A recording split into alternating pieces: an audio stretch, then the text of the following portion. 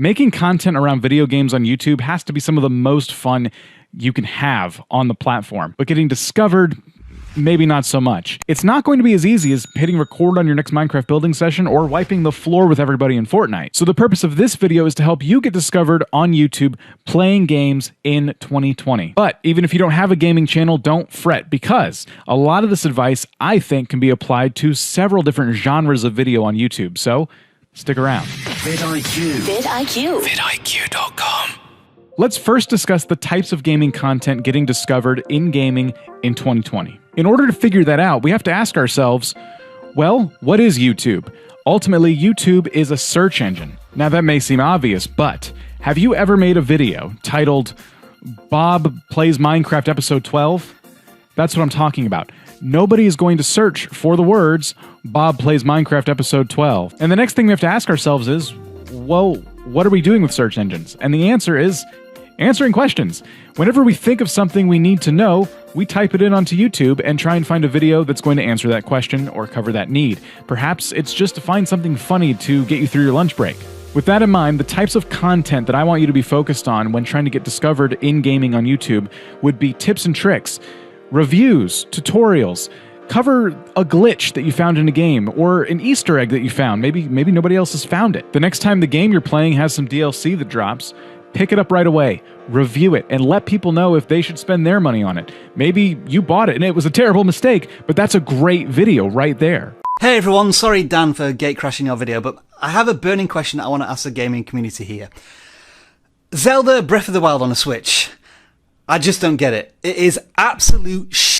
If you're struggling to come up with ideas on what you could be covering around your game, check out vidIQ's most viewed tool. Type a search in for the game you're playing and see what people are watching in real time. What videos are getting the most views right now? Not only will this help you figure out what your competition's doing, but it'll also help you figure out what questions people may be asking about your game. Which brings me to the second topic we need to cover, and that is focusing your channel on just one game.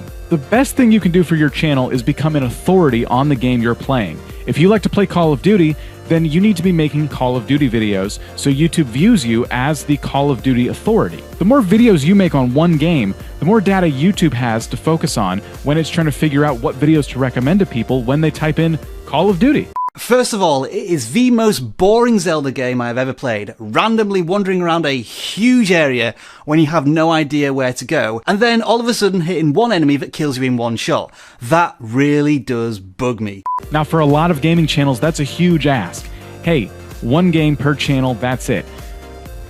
If you don't want to make a new channel every time you play a new game, look, I get it, I totally understand, and there are plenty of examples of people who didn't have to make a new channel whenever they played a game that they don't normally play. However, I want to stress two things.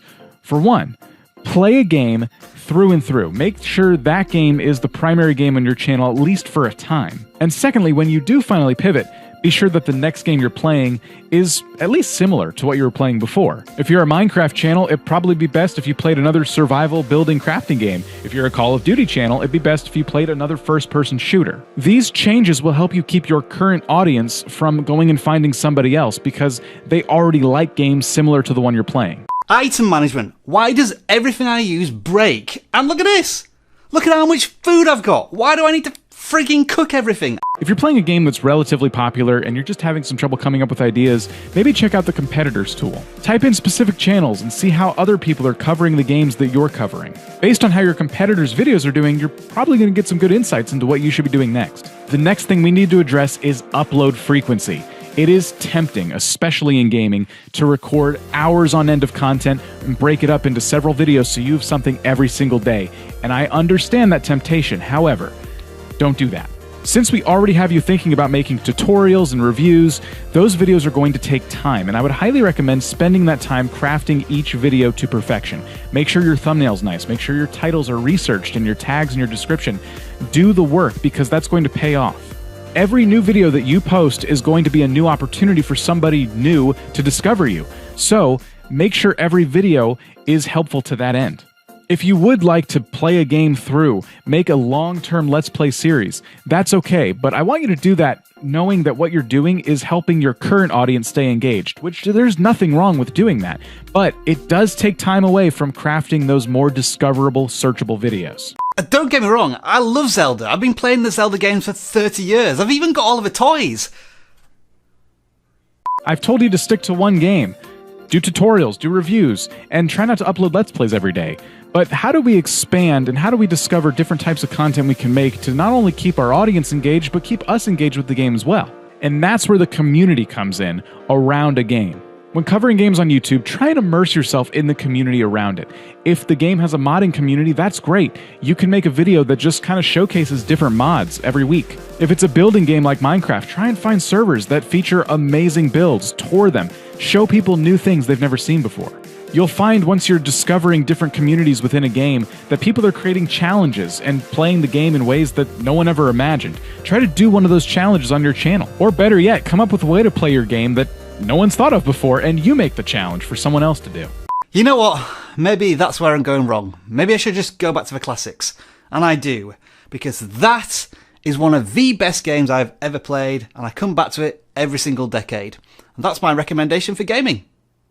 Of course, whenever you're looking to research these ideas, I would highly recommend using the vidIQ search panel. Go into that panel and start testing out different things because you're going to find that sometimes there's a search term that a lot of people are looking for and there's not a lot of competition for the videos available to them. The easiest way to grow any channel on YouTube is to provide value. Although it's tempting to record 4 hours of gameplay footage and break it up into 8 30-minute videos, that's not going to get you discovered. Become an expert in your game and answer the questions that people are searching for around it. Thanks for watching. Until next time.